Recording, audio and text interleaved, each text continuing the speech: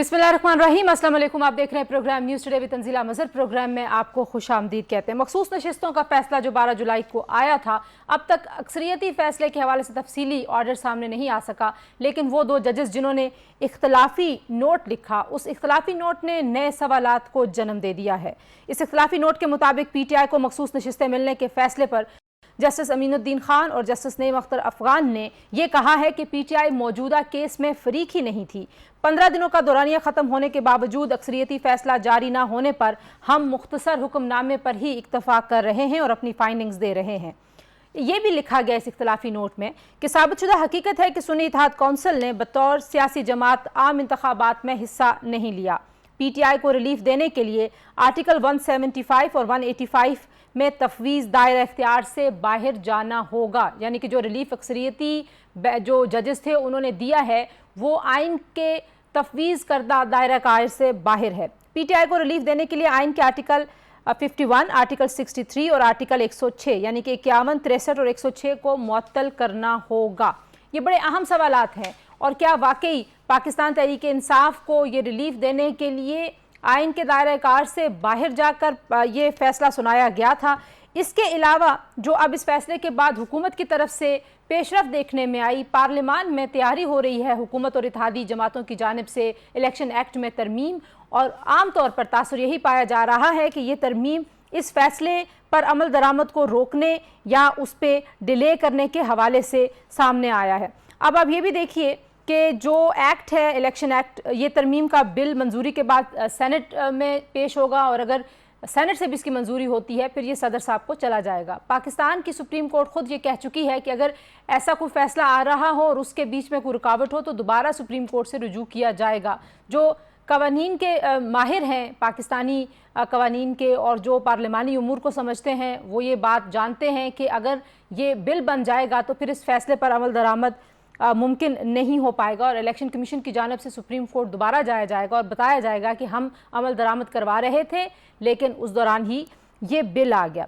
Article 199 के मुताबिक supreme court के फैसले की बाइंडिंग जुडिशल इदारों और दीगर हुकूमती इदारों पर तो है, लेकिन उसमें पार्लियामान का जिक्र नहीं है। सुप्रीम कोर्ट ने अपने अक्सरियती फैसले में PTI को मखसूस नशिस्तें देने और इलेक्शन कमीशन में नई फहरिस्तें जमा कराने का हुक्म दिया था, जबकि जो पार्लियामेंट इलेक्शन एक्ट में तरमीम कर रही है उसके बाद ये नई फहरिस्तें जमा नहीं कराई जा सकेंगी। तो मामला बहुत गंभीर है, और इस मामले के हवाले से जो इख्तलाफी नोट आया है उसके बाद ये सवालात मज़ीद संजीदा और मज़ीद संगीन हो गए हैं। अता तारड़ साहब जो कि वज़ीर इत्तलात हैं, उन्होंने ये कहा है कि अक़लियती फ़ैसले में उठाए गए नुकात का जवाब आना ज़रूरी है, और उन्होंने ये भी कहा कि जो दरख्वास्त गुजार ही नहीं थे उनको कैसे रिलीफ दे दिया गया। और बहुत ही अहम सवाल जो फ्लोर क्रॉसिंग के हवाले से है वो भी अता तारड़ साहब ने पूछा। आइए देखते हैं अता तारड़ साहब की जो गुफ्तगू आज उन्होंने की है उससे एक हिस्सा कि वो क्या कह रहे हैं और अदलिया से इस वक्त हुकूमत क्या चाहती है। ये जो दो ऑनरेबल जज साहबान ने इख्तिलाफी नोट लिखा है और तफसीली फैसला जारी किया है, इसने अक्सरियत के फैसले के ऊपर बहुत बड़ा सवालिया निशान लगा दिया है कि आइन की जो आर्टिकल्स हैं उनको मुअत्तल करना पड़ेगा इस फैसले को पर अमल दरामद कराने के लिए, और इसके साथ साथ आइन के दो आर्टिकल्स में जो दायरा कार, दायरा इख्तियार तफवीज किया गया उससे बाहर जाके ये फैसला करना पड़ेगा। तो ये जो क्लॉक रिवर्स हुआ है, हम तो यही कह रहे थे पहले दिन से कि ना सिर्फ क्लॉक रिवर्स किया गया है, क्लॉक रिवर्स करने के साथ साथ वो रिलीफ दिया गया है जो मांगा नहीं गया था, और रिलीफ उनको दिया गया है जो मांगने आए भी नहीं थे। जी, हुकूमत ने क्योंकि इस पे नज़रसानी की दरख्वास्तें जमा करा रखी हैं और इस वक्त छुट्टियां चल रही हैं, और अगर ये वजूहात सामने नहीं आती, जो अक्सरियती फ़ैसला उसका तफसीली ऑर्डर नहीं आता, तो वो रिव्यू की जो पिटीशंस हैं वो उससे मुतासर हो सकती हैं। एक तरफ ये कानूनी जंग है, जो दूसरी जानिब हुकूमत के पास सियासी महाज पर भी बहुत कुछ है जो शायद उनसे संभल नहीं रहा। एक तरफ तो अपोजिशन जमात है पाकिस्तान तहरीक इंसाफ, जो कल जब हम यौम इस्तेसार कश्मीर की बात कर रहे होंगे 2019 5 अगस्त को जो भारत ने अपनी हटदर्मी का अमली मुजाहरा करते हुए कश्मीर का स्टेटस चेंज कर दिया था, और उसके बाद से आप जानते हैं कि हर साल ही पाकिस्तान ना सिर्फ इस दिन को मनाता है, इसके ऊपर हम प्रोटेस्ट करते हैं, भारत के इस यकतरफा इक़दाम की मज़म्मत करते हैं। इसी दिन کل خیبر پختونخوا میں پاکستان تحریک انصاف اپنا احتجاج کر رہی ہے اور جو تحفظ آئین پاکستان کی تحریک ہے یہ اس تحریک کے بینر تلے یہ احتجاج ہو رہا ہے. تو ایک سیاسی محاذ ہے جو حکومت کے لیے کھلا ہے, قانونی محاذ پر بھی حکومت کو بہت زیادہ کامیابیاں ہوتی بھی دکھائی نہیں دیتی اور حکومت کے اتحادی پاکستان پیپلز پارٹی کے اندر سے بھی اب ایسی آوازیں اٹھنا شروع ہو گئی ہیں کیونکہ پچھلے کچھ عرصے میں عمران خان صاحب کی جانب سے اسٹیبلشمنٹ کو جب براہ راست مذاکرات کی پیشکش کی گئی, اگرچہ کل انہوں نے دوبارہ جارحانہ انداز میں اس پیشکش سے ہلکا سا یو ٹرن لیا ہے اور انہوں نے یہ بھی کہا ہے کہ جب تک ہمارا مینڈیٹ واپس نہیں کیا جائے گا ہم اسٹیبلشمنٹ سے بات نہیں کریں گے اور آئین کے دائرے میں ہی بات ہوگی, اس سے باہر کسی سے بات نہیں ہوگی. لیکن اس آفر کے بعد سے حکومتی وزراء مسلسل ایسے بیانات دے رہے تھے جس سے ایسے لگتا تھا کہ شاید یہ حکومت اپنی مدت مکمل نہیں کرے گی. خواجہ آصف صاحب کا بیان ایسا تھا, احسن اقبال صاحب بھی اس طرح کی گفتگو کر رہے تھے. کل ہم نے دیکھا کہ secretary general Pakistan Peoples Party Nayyar Hussain Bukhari Sahib نے کہا کہ اگر کوئی خطرہ ہے حکومت کو اور حکومت کو لگتا ہے کہ حکومت ان سے نہیں چل رہی تو اسمبلیاں تحلیل کر دیں. ساتھ انہوں نے یہ بھی کہا کہ اگر کوئی خطرہ ہے تو ہم سے شیئر کریں, اگر کوئی ڈر ہے ہم سے شیئر کریں, ہم سے تو انہوں نے کوئی بات نہیں کی ہے. تو یہ معاملہ کیسے آگے بڑھے گا. پھر ہم نے یہ بھی دیکھا کہ راجہ پرویز اشرف صاحب نے کل قومی اسمبلی میں فلور آف دا ہاؤس جو اپنے خیالات کا اظہار کیا, انہوں نے وزیر اعظم صاحب کو کہا کہ مذاکرات کے لیے آپ پہل کریں کیونکہ مذاکرات کی بات چیت تو ہو رہی ہے لیکن عملی طور پر کسی طرف سے پیش رفت نہیں ہو رہی اور حکومت کے اوپر ظاہر ہے زیادہ ذمہ داری ہے کیونکہ سیاسی ماحول کو بہتر کرنا حکومت کے لیے اہم ہے. پھر ایک اور معاملہ بھی ہے, صرف پاکستان پیپلز پارٹی اور نون لیگ کی بات نہیں ہے. اگر ہم تھوڑا سا صوبوں کی طرف دیکھیں, سندھ میں اس وقت سیلاب آئے ہوئے ہیں, سندھ میں اس وقت صورتحال کافی علاقوں میں کافی خراب ہے, لیکن خیبر پختونخوا ایک ایسا صوبہ ہے کہ جہاں پر ہم دیکھتے ہیں کہ وہاں کے سی ایم علی امین گنڈاپور اور وہاں کے گورنر فیصل کریم کنڈی صاحب بار بار ایک دوسرے کے آمنے سامنے آتے ہیں. اس سے پہلے بھی علی امین گنڈاپور صاحب جب گورنر نہیں تھے فیصل کریم کنڈی, تب بھی وہ وفاق کو بار بار للکار رہے تھے. اب علی امین گنڈاپور صاحب نے یہ کہا ہے کہ میں اسلام آباد میں جلسہ کر کے دکھاؤں گا, اگر نہیں کر پایا تو میں سیاست ہی چھوڑ دوں گا. اس سے پہلے بھی پی ٹی آئی یہاں پہ اسلام آباد میں جلسہ کرنا چاہتی تھی لیکن انتظامیہ بھی ان کو اس طرح سے اجازت نہیں دیتی جہاں پہ وہ جلسہ کرنا چاہتے ہیں, لیکن پاکستان تحریک انصاف مسلسل یہ گلا کرتی ہے کہ ان کو روکا جاتا ہے یہاں پہ پاور شو کرنے سے. تو بہرحال کل وہاں پہ ان کا جلسہ ہے جناب, اور جو پاکستان تحریک انصاف کے اندر کی تقسیم ہے, خیبر پختونخوا میں کرپشن کے جو مسائل ہیں اس پہ عمران خان صاحب کو شکایت کی گئی ہے اور آج انہوں نے ایک کمیٹی بھی بنا دی ہے. تو جو گورنر صاحب کے اور خیبر پختونخوا کے وزیر اعلیٰ کے درمیان جس طرح کے جملوں کا تبادلہ ہوتا ہے اور جس طرح ایک دوسرے کو یہ بار بار چیلنج کر رہے ہیں, گورنر صاحب نے, فیصل کریم کنڈی صاحب نے وزیر اعلیٰ خیبر پختونخوا سے استعفیٰ بھی مانگا ہے, اور اسی طریقے سے جو بیرسٹر سیف صاحب ہیں وہ کہتے ہیں کہ گورنر خیبر پختونخوا خدا نہ خواستہ ایک غدار کا کردار ادا کر رہے ہیں خیبر پختونخوا میں بیٹھے ہوئے. پھر خیبر پختونخوا میں قبائل آپس میں لڑ رہے ہیں, وہاں پہ تصادم چل رہا ہے. تو بہت سارے ایسے معاملات ہیں جہاں پہ شاید صرف جو سیاسی جمع خرچ ہے وہ کافی نہیں ہے. ان مسائل پر بھی ہم بات کریں گے جی آج کے پروگرام میں. پہلے حصے میں ہمیں جوائن کریں گے گورنر خیبر پختونخوا فیصل کریم کنڈی صاحب, اور پروگرام کے دوسرے حصے میں میرے ساتھ موجود ہوں گے شبر زیدی صاحب جو کہ ایف بی آر کے سابق چیئرمین, اور ان سے ہم ٹیکس کے حوالے سے جو اس وقت بات چل رہی ہے اس پہ بھی ہم بات کریں گے. کنڈی صاحب بہت شکریہ آپ نے وقت دیا. سب سے پہلے تو یہی بتائیے کہ جو پی ٹی آئی کے چیئرمین ہیں, بانی چیئرمین عمران خان صاحب, ان کی طرف سے جو آفر کی گئی ہے, نیر بخاری صاحب کہتے ہیں کہ وہ شاید قابل اعتماد نہیں ہے, ان کی کسی بات پہ نہیں ہونا چاہیے اعتماد, لیکن ہم حکومتی وزراء کی جانب سے دیکھتے ہیں کہ کچھ پریشانی والے بیانات آتے ہیں. آپ ان کی اس بات کو کیسے دیکھتے ہیں؟ وہ براہ راست اسٹیبلشمنٹ سے کہہ رہے ہیں کہ نمائندہ مقرر کریں, میں آپ سے بات کرنے کے لیے تیار ہوں. بسم اللہ الرحمن الرحیم. میں نے آپ کا انٹرویو سنا تنزیلہ صاحبہ, اور اس میں آپ نے دو باتیں کی. ایک تو اگر پی ٹی آئی یہ کہہ رہی ہے کہ ہم نے جو ہے وہ اسٹیبلشمنٹ سے بات کرنی ہے, پہلی بات تو ہے کہ ان پہ اعتماد کون کرے گا. یہ وہی جماعتیں ہیں جو جماعت ہے جو کہتی تھی کہ ہم کسی ساتھ بیٹھنے کو تیار نہیں ہیں, ہمیں سب کچھ خود معلوم ہے, اور ہر ملک کے متعلق ان کو سب سے زیادہ معلوم ہوتا ہے.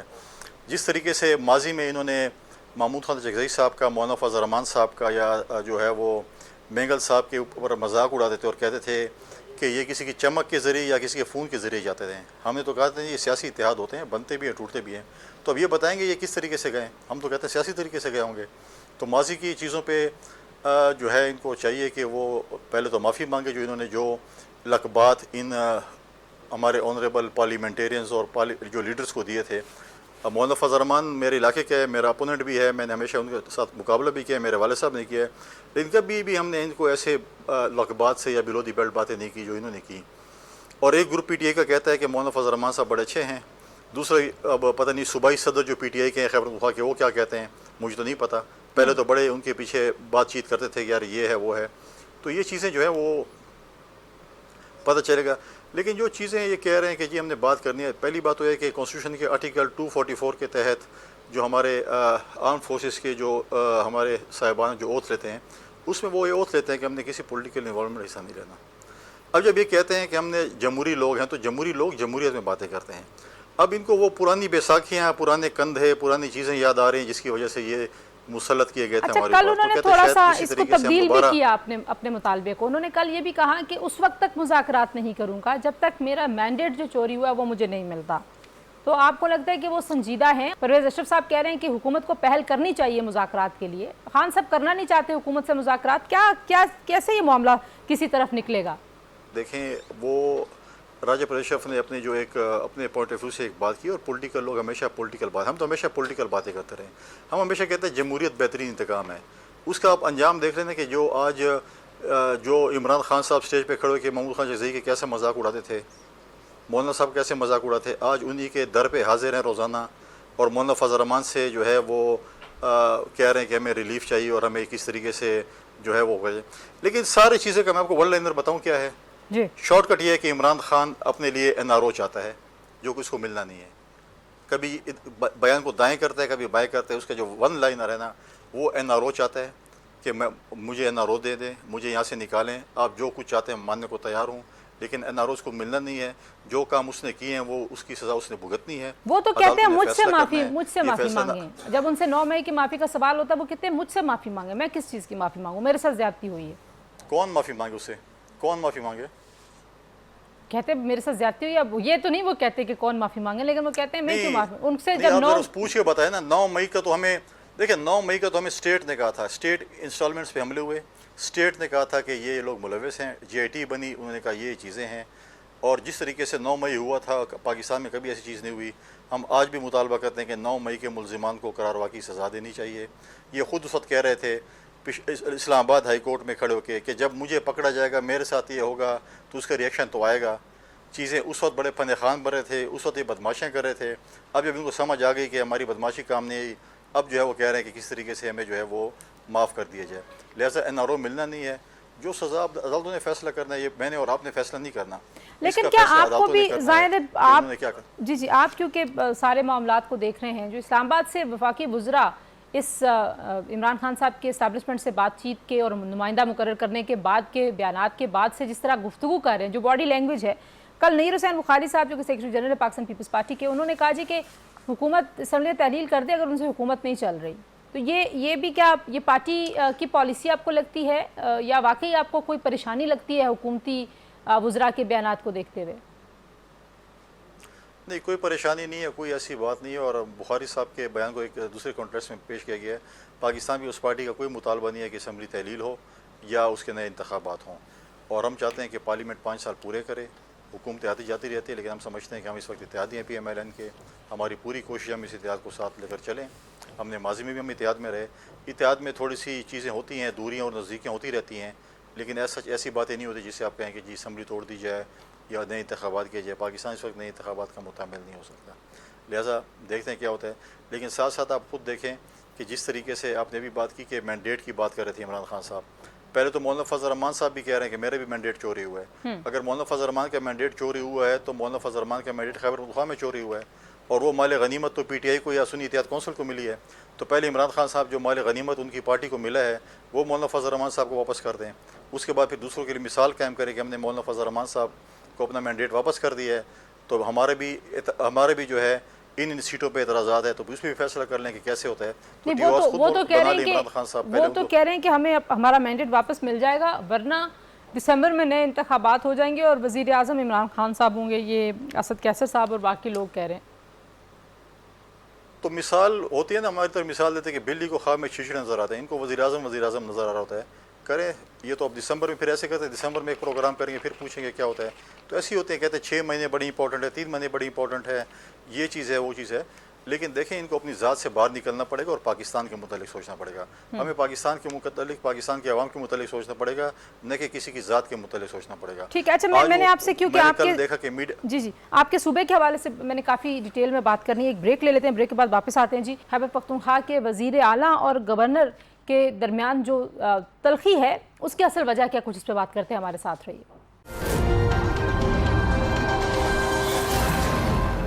جی بات ہم کر رہے ہیں فیصل کریم کنڈی صاحب، گورنر خیبر پختونخوا ہمارے ساتھ موجود ہیں. کنڈی صاحب، آپ نے وزیر اعلیٰ علی امین گنڈاپور صاحب سے استعفے کا مطالبہ کیا اور آپ نے ان کے اوپر کرپشن کے الزامات بھی لگائے ہیں. آج ویسے جو عمران خان صاحب نے ایک کمیٹی میں 3 لوگوں کو نامزد بھی کر دیا ہے کرپشن کے حوالے سے جو باتیں ہو رہی ہیں اس کی تحقیقات کے لیے، لیکن آپ کی کوئی خاص تلخی ہے علی امین گنڈاپور صاحب سے؟ آپ ایک ہی علاقے کے ہیں. میں بیرسٹر سیف کے بہت سارے بیانات پڑھ رہی تھی جس میں وہ کافی پرسنل جو ہے وہ آپ کے حوالے سے ہو رہے تھے کہ شاید آپ کے اعصاب پہ علی امین گنڈاپور سوار ہیں اور آپ جو ہیں وہ خواب میں بھی انہی کو دیکھتے رہتے ہیں، اس لیے ایسی باتیں کرتے ہیں. نہیں، میں بڑے اچھے خواب دیکھتے رہتا ہوں ان کی اطلاع کی غرض سے. اور میں نے ان کے وزیروں کو صوبائی جو ہمارے وزیر ہیں اور جو مشیر ہیں ان سب کو میں نے معاف کیا ہوا ہے، ان کے لیے عام معافی کا اعلان کیا ہوا، جو بھی بیانات دینے. لیکن میں کہ جب بھی سی ایم صاحب سوال کریں گے میں ان کو جواب دوں گا. کچھ معصومانہ سوال میرے بھی ہوں گے، وہ بھی جواب دیں گے. تو بیرسٹر صاحب ایک زمانے میں تو میرے بڑے اچھے دوست سے بھی مجھے ملے نہیں ہے گورنری کے بعد، اور جب وہ ایڈوائزر بنے ہیں تو ان کو بھی تو نوکری کرنی ہے نا. کئی منزلیں طے کر کے وہ بیچارے آئے ہیں، پی ٹی آئی تک پہنچے ہیں. اور آئی ڈونٹ نو کہ وہ پی ٹی آئی کے نمائندے ہیں یا کہیں اور سے آئے ہیں، یہ بھی پتہ نہیں، کیونکہ آپ ہسٹری اٹھا لیں ان کی جو شارٹ ہسٹری. دوسری بات یہ خیر ان کو کرنے جو بھی بات کرتے ہیں. انہوں نے ایک بڑی سخت بات کی ہے. انہوں نے کہا کہ آپ خیبر پختونخوا میں ایک غدار کا کردار ادا کر رہے ہیں، خدا نخواستہ. اس کو بولے آپ جو کریں آپ کو معاف ہے، آپ ثابت کر کے دکھائیں. پہلے بھی اس کے بقول ان کے انہوں نے کوئی سنا، کوئی کچھ نوٹس بھیجا، کچھ کیا سنا ہے میں نے کوئی ٹی وی کے ذریعے. بات یہ ہے، میں نہیں کہہ رہا ہوں.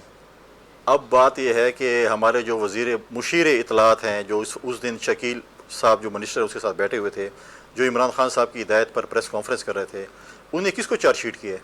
انہیں صوبائی کا بھی نہ کچھ، صوبائی حکومت کو چارج شیٹ کیا نا، مجھے تو نہیں کیا نا.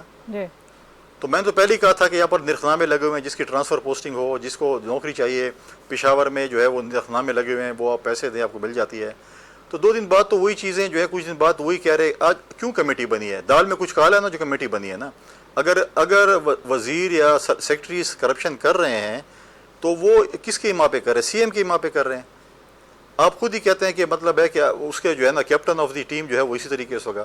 تو اس لیے میں نے مطالبہ کیا کہ سی ایم ریزائن کرے، کہ نیچے اس کی اتنی کرپشن چھوڑی، اور ہر بندے کو آپ جا کر پشاور کے ٹی وی پروگرام کریں وہ بتائیں گے. ان کے اپنے لوگوں کی کمیٹی جو ہے وہ اس کی تحقیقات کرے گی تو معاملہ حل ہو جائے گا. کیونکہ آپ کو بھی یاد ہے، ہمیں بھی یاد ہے کہ وہاں پہ جو احتساب کا ادارہ تھا خیبر پختونخوا میں، جب پی ٹی آئی کی پہلی حکومت تھی، اس کے ساتھ کیا ہوا؟ وہ تو وہاں انیفیکٹو ہو گیا. انہوں نے بند کرایا تھا نا. تو پرابلم یہی ہے، میں یہی کہہ رہا ہوں کہ اب ان میں سے میرے بھی بڑے اچھے دوست ہیں. اگر آپ اپنی اس کو کلین چٹ دینے کے لیے کرپشن کو اپنے کمیٹی بنا لے کے کلین چٹ ہو جائے گی. پرابلم یہ ہے کہ عمران خان صاحب بھی بڑے ایک سیاستدان ہیں. انہوں نے اپنی 5 فرنچائز رکھی ہوئی ہیں. ہر کسی کو اپنا ایک بیان دیتے ہیں، وہ باہر جا کے کہتا ہے. اب اس میں یہ پتہ نہیں ہے کہ ایتھیٹک فرنچائز کون سی والی ہے. تو 5 فرنچائز مختلف 5 بیانات دے رہی ہوتی ہیں. تو اب دیکھتے ہیں کہ کیا ہوتا ہے کیا نہیں ہوتا. لیکن بات یہ ہے کہ اگر کمیٹی بنی ہے تو مطلب ہے کرپشن ہو رہی ہے، دال میں کچھ کالا ہے. لہٰذا یہ چیزیں جس وقت جو اس پاکستان کی تاریخ کی بدترین کرپشن خیبر پختونخوا میں ہو رہی ہے. اچھا ایک یہ بھی بتائیے، ظاہر ایک مالی بحران ہے اور سب بھی جانتے ہیں، اعداد و شمار ہمارے سامنے ہے، لیکن اس کے باوجود بھی جو خیبر پختونخوا کے وزراء ہیں ان کی تنخواہ اور الاؤنسز میں اور مراد میں اضافے کی خبریں آ رہی ہیں. جو پشاور سے تعلق رکھنے والے وزراء یعنی کہ ان کو بھی 2 لاکھ روپے تک ہاؤس سبسڈی دینے کا ارادہ ہے. دوسری جانب جو یونیورسٹیز کو زمین الاٹ تھی وہ بیچنے کا معاملہ. آپ نے کہا میں ایک مرلہ زمین نہیں بیچنے دوں گا. اگر وہ زمین نہیں کسی ایسے تعلیمی اور تحقیقی پرپز کے لیے استعمال ہو رہی تو پھر اس کو بیچنے میں کیا حرج ہے؟ دیکھیں، یہ گورنر ہاؤس اور پریزیڈنٹ ہاؤس اور پرائم منسٹر ہاؤس کو یونیورسٹی بنانے کا سفر شروع ہوا اور اینڈ ہوا یونیورسٹی اپنی زمین بیچنے کا. کیا سفر شروع ہوا اور کہاں ختم ہوا؟ وہ تو لائبریری اور کالج اور یونیورسٹی نہیں بن سکی. یونیورسٹی کی اپنی زمینیں بیچنا شروع ہو گئیں. ہمارے معاشرے میں جو اپنے آباء و اجداد کا گھر بیچتے ہیں، زمین بیچتے ہیں، اس کو کیا کہا جاتا ہے وہ میں نہیں کہہ سکتا. وہ آپ خود ہی اس کا جواب کے پاس ہوگا اور آپ کے سننے والوں کے پاس بھی ہوگا. لہٰذا بات یہ ہے کہ میں بھی کہہ رہا ہوں کہ ہمیں اپنی چیزیں نہیں بیچنی چاہیے. آپ نے یونیورسٹی کے لیے 34 یونیورسٹیاں جس میں سے 26 کے وائس چانسلرز نہیں ہیں اس وقت. آپ نے 3 ارب روپے رکھے ہیں सिंध ने 25-30 अरब रुपए रखे हैं, पंजाब ने 7 रखे हैं, बलूचिस्तान ने 5 रखे हैं। तो अब लीस्ट प्रायोरिटी आपके लिए जो है वो सिर्फ यूनिवर्सिटीज़ हैं। 3 अरब पे आप मुझे बताएं 34 यूनिवर्सिटी आप कैसे चलाएंगी? तो आपका ये है, ये ज़मीन बेचना चाहते हैं, अपने लोगों में औने पौने दानों जो है ये बेचना चाहते हैं ताकि उन लोगों को ये दें और उससे मुस्तफ़ीद हों। लिहाजा जब तक मैं बैठा हूँ मैं आइन और कानून के मुताबिक इंशाअल्लाह ताला ऐसा नहीं होने दूंगा। यूनिवर्सिटीज़ की ज़मीन आप बेचने पे आ गए हैं तो पता नहीं आगे आप क्या करेंगे। अब आप कहते हैं माली बहरान का भी शिकार है। हमने इनको 2013 में एक पुरअमन सूबा हवाले किया था जो आज बदअमनी के हवाले हो गया। जी मैं बदअमनी के हवाले से आखिर में जी मैं आखिर में वही आपसे पूछना चाह रही थी। 10 साल इन्होंने खजाने के साथ क्या किया जो आज खजाना खाली है, तनख्वाह देने के पैसे नहीं है और अपनी अयाशियों के लिए, मराद के लिए बढ़ाने के लिए बिल पे बिल पेश कर रहे हैं। और आखिर में कुछ बताइए, जो ट्राइबल जितने कबाइल के दरमियान जो तसादुम की सूरत हाल है वो कैसे रिजॉल्व होगी? जंगबंदी की बात होगी लेकिन इसके बावजूद भी खबरें आ रही हैं लोगों के ज़ख्मी होने की, जो वहाँ पे जाँ बहक हुए अफराद उनकी तादाद भी बढ़ गई। फिर सूबे में ओवरऑल जो सिक्योरिटी का इस वक्त मामला चल रहा है, सूरत हाल का, वो भी आपके सामने है। उस पर कैसे आप देख रहे हैं कि ये हुकूमत कितनी इफ़ेक्टिवली इस मामले को हैंडल कर रही है? बिल्कुल ज़ीरो वो है हैंडल करने का। आप मुझे बताएं जो बन्नू में वाक़या हुआ या कुरम एजेंसी में वाक़या हुआ, क्या हमारे सूबाई वज़रा वहाँ पर गए? क्या हमारे वज़ीर आला साहब वहाँ पर गए? क्या चीफ सेक्रेटरी साहब या आई साहब गए? क्या फेडरल से वहाँ की वज़ीर दाखिला वहाँ पर गए? उन्हें टीम भेजी, सबको उन्होंने जो है लोकल एडमिनिस्ट्रेशन के रहम करम पे छोड़ा। मैं कहता हूँ कि लोकल एडमिनिस्ट्रेशन ने फिर भी कुछ अपना काम किया लेकिन वहाँ पर बेसिकली शिया सुन्नी फसाद का मसला नहीं है। उसकी आप तय में जाएँ तो वो पहले जो है डिमार्केशन ऑफ लैंड है जो उनके ट्राइब्स की हैं, वो अभी तक सूबाई हुकूमत करने में नाकाम हो चुकी है, करना नहीं चाहती है जानबूझ के। और ये लड़ाई हुई 4 दिन वो लड़े, कुछ उन्होंने खुद सीज़ फायर करने की कोशिश की, उसमें आगे हमने सीज़ फायर करी। 50 के लगभग लोग शहीद हो चुके हैं, ज़ख्मी भी हो चुके हैं, लेकिन आज तक CM साहब वहाँ पर जाने की तौफीक नहीं की। अच्छा, मुझे सिर्फ इस्लामाबाद में या पेशावर से बयान देते हैं। अच्छा, वो आप बन्नू का वाक़या देख लें, आप डेर इसमाइल खान को देखें जो मेरा भी इलाका है, CM साहब का भी इलाका है, उनका काम है वहाँ पर सिक्योरिटी का जो है चीज़ों को देखने का। वहाँ पर जज अगवा होते हैं, जजों पे हमले हो रहे हैं, सिक्योरिटी एजेंसियों पे हमले हो रहे हैं, वहाँ पर शहीद हो रहे हैं, लेकिन इन्होंने आज तक सूबे में अमन अमान के लिए कोई भी कैबिनेट का इमरजेंसी इजलास नहीं बुलाया कि हम इसके ऊपर बातचीत करें, कोई भी इन कैमरा सेशन नहीं बुलाया कि हम इस चीज़ के ऊपर खुद देखें। ये बिल्कुल गाफिल है अपनी जो है उससे, इनको लग रहा है कि सब कुछ अमन और शांति है, कुछ भी नहीं हो रहा, लेकिन बहुत कुछ हो रहा है। आखिर में एक ब्रीफ सा कमेंट, आज अली अमीन गंडापुर साहब ने कहा मैं इस्लामाबाद में जलसा करके दिखाऊंगा, नहीं कर पाया तो इस्तीफ़ा दे दूंगा सियासत से। क्या मसला है? वो इस्लामाबाद में क्यों नहीं उनको जलसा करने देती वफाकी हुकूमत? आप वफाक के नुमाइंदे हैं, आप वफाक से कहें, हुकूमत से कहें कि करने दें उनको जलसा। अगर वो करना चाहें तो मोहसिन नकवी साहब के साथ उनके बड़े अच्छे ताल्लुकात हैं, मोहसिन नकवी साहब उनको जलसा करा देंगे। अगर उनको कुछ लोग भी चाहिए होंगे तो शायद मोहसिन नकवी साहब भी उनको पहले उन्होंने कहा कि बिलावल साहब पेशावर आकर दिखा दें, उन्होंने आकर दिखा दिया। उन्होंने कहा कि जी अगर परवेज़ खटक ने बयान दिया तो KP में एंट्री नहीं दूंगा, वो तो घूम फिर रहे हैं। लिहाजा फिर ये कहते हैं कि हमने जलसा करना है लेकिन हमें अदालत ने इजाज़त नहीं दी, हम नहीं कर रहे हैं। कितने अच्छे बच्चे हैं कि आज कहते हैं सियासी जमातों को माजी में भी जलसों की इजाज़त नहीं दी लेकिन हमने किए थे जलसे। लिहाजा ये कहते हैं बस हमें बहाने मिले कि हम जलसा कैंसिल कर लें। जी आप चाहते हैं तो इन्हें अदालत करें? नहीं, एडमिनिस्ट्रेशन से देखें। अच्छा, इंतजामिया वो जानबूझ के जाते हैं अदालतों में, जानबूझ के अदालतों में जाते हैं ताकि ये चीज़ हो। एडमिनिस्ट्रेशन इजाज़त मांगे, एडमिनिस्ट्रेशन नहीं देती है। अगर आप पुरअमन जलसा करते हैं हर जगह कर सकते हैं। इस्लामाबाद में तो उनके लिए प्रॉब्लम ही नहीं है, मोहसिन नकवी साहब उनके बड़े मेहरबान हैं, तो एक और मेहरबानी भी कर लेंगे। बहुत शुक्रिया फैसल करीम कुंडी साहब, गवर्नर खैबर पख्तूनख्वा हमारे साथ थे। जी आपने गुफ्तगू सुनी गवर्नर साहब की। ब्रेक के बाद वापस आते हैं। शबर जैदी साहब साबिक चेयरमैन FBR हमारे साथ मौजूद होंगे और उनसे बात करेंगे। एक दुखती रग है पाकिस्तान की टैक्स कलेक्शन का निज़ाम, जिसमें इस्लाहात की कुछ बात हो रही है और वज़ीर आज़म साहब कहते हैं जब तक FBR का निज़ाम ठीक नहीं होगा हमारे मुल्क का कुछ नहीं बनेगा। ठीक हो सकता है या नहीं, कुछ इस पर बात करेंगे, हमारे साथ रहिए।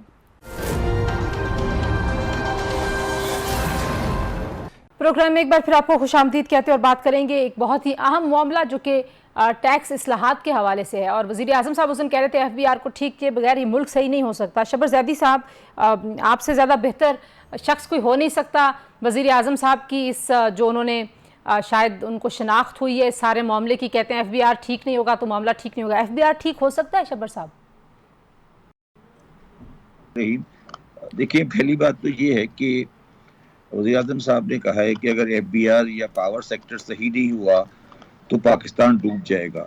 मेरा सवाल, बुनियादी सवाल वज़ीर आज़म साहब से ये है कि ये फैमिली और ये पार्टी तकरीबन 30 साल से पावर में है تو انہیں یہ بات آج پتہ لگی ہے کہ اگر ایف بی آر صحیح نہیں ہوگا اور آئی بی بی سیکٹر، تو یہ بیسیکلی بات یہ ہے کہ یا تو یہ سمجھتے نہیں ہیں یا سمجھنا نہیں چاہتے. بات ایف بی آر میں اصلاحات کی نہیں ہے، بات پاکستان میں ٹیکس کے کلیکشن کی نہیں ہے. کلیکشن تو آپ ریٹ بڑھا کے کسی سے بھی کر سکتے ہیں. سوال یہ ہے کہ کیا ہم یہاں منصفانہ ٹیکس کا نظام لا سکتے ہیں. منصفانہ ٹیکس کا نظام کا مطلب یہ ہے کہ ٹیکس وہ دے اور ان چیزوں پہ لگے جس پہ لگنا چاہیے اور غلط طریقے سے ٹیکس ریکور نہیں کیا جائے. پاکستان میں اس وقت جو شکایتیں ہیں اس میں یہ شکایت گورنمنٹ آف پاکستان کی ہے کہ ٹیکس کا اماؤنٹ کلیکٹ نہیں ہوتا. یہ گورنمنٹ کی شکایت ہے اور جائز شکایت ہے. مگر عوام کی شکایت یہ ہے کہ ٹیکس ان سے لیا جاتا ہے جن سے بنتا نہیں ہے اور ان سے نہیں لیا جاتا جن سے بنتا ہے. یہ دو بنیادی سوالات ہیں پاکستان میں ٹیکس کے.